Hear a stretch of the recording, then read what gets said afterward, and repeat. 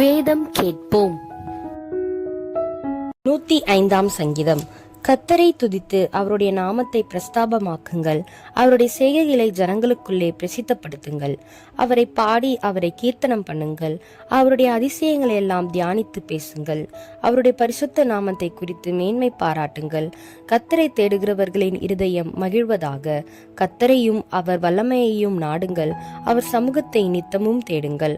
அவருடைய தாசனாகிய ஆபிரகாமின் சந்ததியே, அவரால் தெரிந்து கொள்ளப்பட்டவர்களாகிய யாக்கோபின் புத்திரரே, அவர் செய்த அதிசயங்களையும் அவருடைய அற்புதங்களையும் அவர் வாக்கின் நியாய தீர்ப்புகளையும் நினைவு கூறுங்கள்.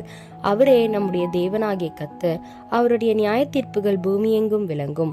1000 தலைமுறைக்கென்று அவர் கட்டளையிட்ட வாக்கையும் ஆபிரகாமோடே அவர் பண்ணின உடன்படிக்கையையும் அவர் ஈசாக்குக்கும் இட்ட ஆணையையும் என்றென்றைக்கும் நினைத்திருக்கிறார்.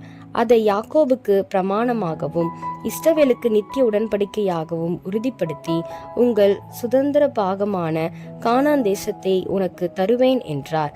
அக்காலத்தில் அவர்கள் கொஞ்ச தொகைக்குட்பட்ட சொற்ப ஜனங்களும் பரதேசிகளுமாய் இருந்தார்கள். அவர்கள் ஒரு ஜனத்தை விட்டு மறு ஜனத்தண்டைக்கும் ஒரு ராஜ்யத்தை விட்டு மறு தேசத்தார் அண்டைக்கும் போனார்கள். அவர்களை ஒடுக்கும்படி ஒருவருக்கும் இடங்கொடாமல் அவர்கள் நிமித்தம் ராஜ்யாக்களை கடிந்து கொண்டு, நான் அபிஷேகம் பண்ணினவர்களை நீங்கள் தொடாமலும் என்னுடைய தீர்க்கதரிசிகளுக்கு தீங்கு செய்யாமலும் இருங்கள் என்றார். அவர் தேசத்தில் பஞ்சத்தை வருவித்து ஆகாரம் என்னும் ஆதரவு கோலை முற்றிலும் முறித்தார். அவர்களுக்கு முன்னாலே ஒரு புருஷனை அனுப்பினார். யோசேப்பு சிறையாக விற்கப்பட்டான். அவன் கால்களை விலங்கு போட்டு ஒடுக்கினார்கள். அவன் பிராணன் இரும்பில் அடைப்பட்டிருந்தது. கர்த்தர் சொன்ன வார்த்தை நிறைவேறும் அளவும் அவருடைய வசனம் அவனை புடமிட்டது. ராஜா ஆள் அனுப்பி அவனை கட்டவிழ்க்க சொன்னான். ஜனங்களின் அதிபதி அவனை விடுதலை பண்ணினான். தன் பிரபுக்களை அவன் மனதின்படி கட்டவும் தன் மூப்பர்களை ஞானிகளாக்கவும் அவனை தன் வீட்டுக்கு ஆண்டவனும் தன் ஆஸ்திக்கெல்லாம் அதிபதியும் ஆக்கினான். அப்பொழுது இஸ்ரவேல் எகிப்திற்கு வந்தான். யாக்கோபு காமின் தேசத்திலே பரதேசியா இருந்தான். அவர் தம்முடைய ஜனங்களை மிகவும் பலுக பண்ணி அவர்களுடைய சத்துருக்களை பார்க்கிலும் அவர்களை பலவான்களாக்கினார். தம்முடைய ஜனங்களை பகைக்கவும் தம்முடைய ஊழியக்காரரை வஞ்சனையாய் நடத்தவும் அவர்களுடைய இருதயத்தை மாற்றினார். தம்முடைய தாசனாகிய மோசேயையும் தாம் தெரிந்து கொண்ட ஆரோனையும் அனுப்பினார். இவர்கள் அவர்களுக்குள் அவருடைய அடையாளங்களையும் காமின் தேசத்திலே அற்புதங்களையும் செய்தார்கள். அவர் இருளை அனுப்பி அந்தகாரத்தை உண்டாக்கினார். அவருடைய வார்த்தைகளை எதிர்ப்பாரில்லை. அவருடைய தண்ணீர்களை இரத்தமாக மாற்றி அவர்களுடைய மச்சங்களை சாகு பண்ணினார். அவர்களுடைய தேசம் தவளைகளை திரளாய் பிறப்பித்தது. அவர்களுடைய ராஜாக்களின் அறை வீடுகளிலும் அவைகள் வந்தது.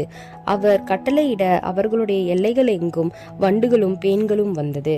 அவர்களுடைய மழைகளை கல்மழையாக்கி அவர்களுடைய தேசத்திலே ஜுவாலிக்கிற அக்கினியை வரப்பண்ணினார். அவர்களுடைய திராட்சை செடிகளையும் அத்தி மரங்களையும் அழித்து அவர்களுடைய எல்லைகளில் உள்ள மரங்களையும் முறித்தார். அவர் கட்டளையிட எண்ணி முடியாத வெட்டுக்கிளிகளும் பச்சை புழுக்களும் வந்து அவர்களுடைய தேசத்தில் உள்ள சகல பூண்டுகளையும் அரித்து அவர்களுடைய நிலத்தின் கனியை தின்று போட்டது. அவர்களுடைய தேசத்திலே தலைச்சன்கள் அனைத்தையும் அவர்களுடைய பலனில் முதற் பலனான யாவரையும் சங்கரித்தார். அப்பொழுது அவர்களை வெள்ளியோடும் பொன்னோடும் புறப்பட பண்ணினார். அவர்கள் கோத்திரங்களில் பலவீனப்பட்டவன் ஒருவனும் இருந்ததில்லை. எகிப்தியர் அவர்களுக்கு பயந்ததினால் அவர்கள் புறப்பட்ட போது மகிழ்ந்தார்கள். அவர் மேகத்தை மறைவுக்காக விரித்து இரவை வெளிச்சமாக்குகிறதற்காக அக்கினியையும் தந்தார். கேட்டார்கள். அவர் காடைகளை வரப்பண்ணினார்.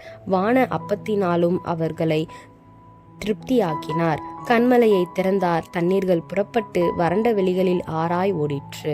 அவர் தம்முடைய பரிசுத்த வாக்குத்தையும் தம்முடைய தாசனாகிய ஆபிரகாமையும் நினைத்து தம்முடைய ஜனத்தை களிப்போடும் தாம் தெரிந்து கொண்டவர்களை கம்பீர சத்தத்தோடும் புறப்பட பண்ணி தமது கட்டளைகளை காத்து நடக்கும்படிக்கும் தமது நியாய பிரமாணங்களை கைக்கொள்ளும்படிக்கும் அவர்களுக்கு புறஜாதிகளுடைய தேசங்களை கொடுத்தார். அந்நிய ஜனங்களுடைய பிரயாசத்தின் பலனை சுதந்திரித்து கொண்டார்கள். அல்லேலூயா.